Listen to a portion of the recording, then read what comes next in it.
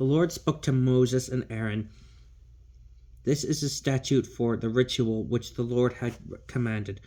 The rituals which the Lord had commanded: tell the Israelites to procure for you a red heifer without defect and free from every blemish, on which no yoke has ever been laid. You will give it to Eleazar the priest, and it will be led outside the camp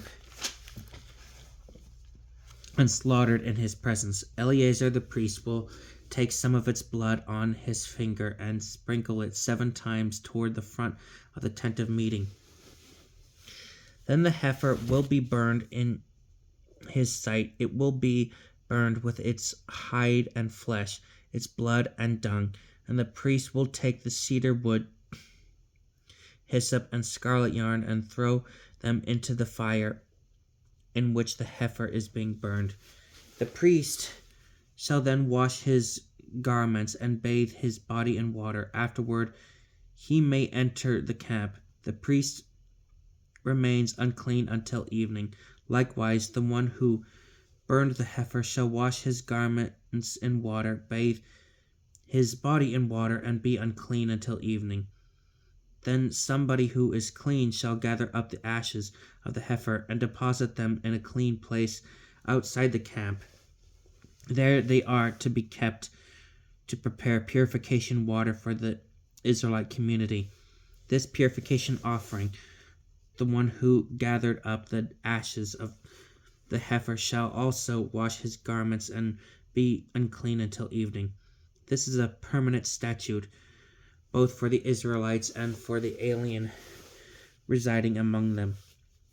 Those who touch the corpse of any human being will be unclean for 7 days. They shall purify themselves with the water on the 3rd day and on the 7th day, and then be clean.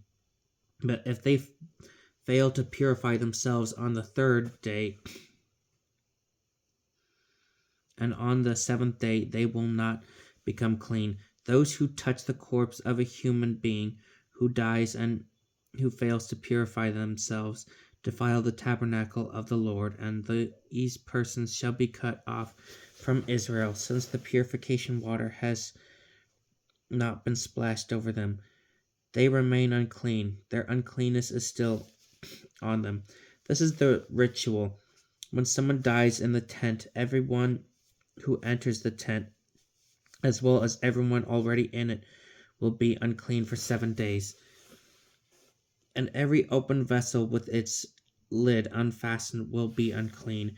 Moreover, everyone who is in the open country touches a person who has been slain by the sword, or who has died naturally, or who touches a human bone or a grave, will be unclean for 7 days. For anyone who is thus unclean, ashes will be taken from the burnt purification offering, and spring water will be poured on them from a vessel. Then someone who is clean will take hyssop, dip it in this water, and sprinkle it on the tent and on all the vessels and persons that were in it, or on the one who touched the bone, the slain person, or the other corpse, or the grave.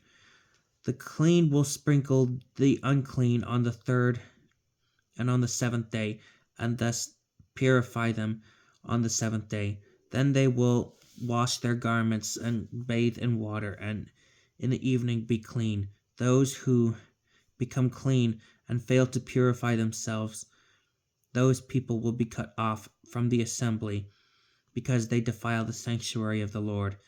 The purification water has not been splashed over them. They remain unclean.